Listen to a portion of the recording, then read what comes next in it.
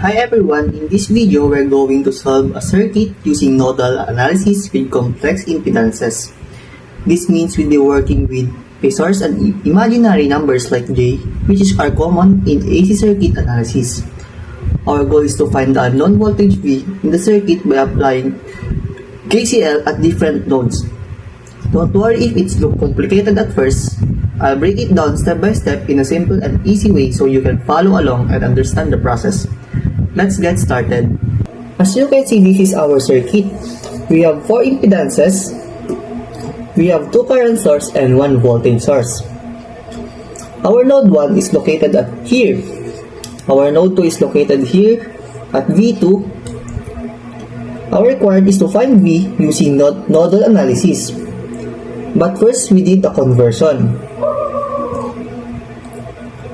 After converting the current source and the voltage source, we did a KCL at node 1. Always remember this is our node 1, the V1. Which is, then we get V1 all over 4 plus 2J plus V1 minus V2 all over 2 plus 2J is equals to 2.828 plus J, 2.828, and this whole equation is our equation number 1. After that, we did also a KCL at node 2. And then we get V2 all over 2 plus 3J plus V2 minus V1, 2 plus 2J plus V2 minus Vs. Vs is our voltage source here.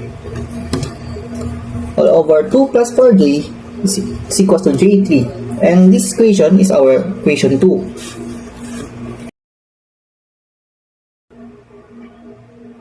Now, solve one equation for V1. We rearrange the first equation to express V1 in terms of V2. So you can see this is our equation V1. Solving it, we need to solve this part, and we will get 0.45 minus J 0.35. Also this part. Then we will get V1 is equals to 2.828 plus J 2.828 plus V2 multiply 0.25 minus J 0.25 all over 0.45 minus J 0.35. Now after solving for the V1, substitute V1 to 2. Substitute this to equation 2. Lahat ng may V1 dito, substitute naman to. Ito. Kaya mangyayari, V2 is equals to 2 plus 3J plus V2 minus 2.828 plus J 2.828 plus V2 0.25 minus J 0.25 all over 0.45 minus J 0.25 all over 2 plus J2 plus V2 3.536 plus J 3.536 all over 2 plus 4J is equals to J3. Simplify pa natin, and it will become V2 multiplied by 0.1538 minus J 0.2308 plus V2 minus V1 multiplied by 0.25 minus J 0.25 plus V2 minus Vs multiplied by 0.1 minus J 0.2 is equals to J3. Again, substitute V1. V2 multiplied by 0.1538 minus J 0.2308 plus V2 multiplied by 2.828 plus J 2.828 plus V2 multiplied by 0.25 minus J 0.25 all over 0.45 minus J 0.35 multiplied by 0.25 minus J 0.25 plus V2 minus 3.536 plus J 3.536 multiplied by 0.1 minus J 0.2 is equals to J3. Then, simplify more, V2 is equals to 0.1538 minus J 0.2308 plus V2 multiplied by 0.25 minus J 0.25 minus 2.828 plus J 2.828 plus V2 0.25 minus J 0.25 multiply 0.2 plus V2 multiply by 0.1 minus J 0.2 multiply by 3.536 plus J 3.536 multiply by 0.1 J 0 minus j 0.2 is j3. Now we need to compute the constant. Now it is look messy. So what do we do? We need to multiply and simplify. We need to compute the constant or combine the constant. Combine terms with v2. And this is our solution. 3.536 plus j 3.536 multiply 0.1 minus 0.2j is equals to 1.008 minus j 0.3536. v2 0.5038 j 0.608 minus 2.828 plus j 2.828 plus v2 0.25 minus j 0.25 multiplied by 0.25 minus j 0.25 all over 0.45 minus j 0.35 is equals to 1.060 plus j 2.6464.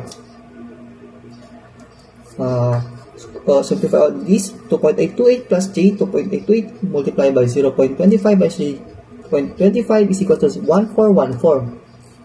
Then we will next v2 0.25 minus j 0.25 multiplied by 0.25 minus j 0.25 is equal to j 0.125 v2 is equal to 1.414 minus j 0.125 v2. 1.414 j 0.125 v2 all over 0.45 minus j 0.35 is equals to 1.558 plus j 1.211 plus v2 0.107 minus j 0.138, and we will get v2 0.5038 minus j 0 minus j 0.6808 minus 1558 plus j 1.211 minus v2 0.107 j 0138 is equals to 1.0608 plus j 2.6464. After simplifying, you get something like this. After simplifying all of this, you will get this. V2 is equal, V2 multiplied by 0.3968 minus j 0.5428 is equal to 2.6188 plus j 3.8574. Now, we need just to divide the both side. This V2 is equal to 2.6188 plus j 3.8574 all over 0.3968 minus j 0.5428 is equal to negative 2.14 plus j 778. And our answer will become, V2, V is equal to 8.06 and the angle is equal to 105.4. And our final answer is equal to V is equal to 8.06 angle of 105.4.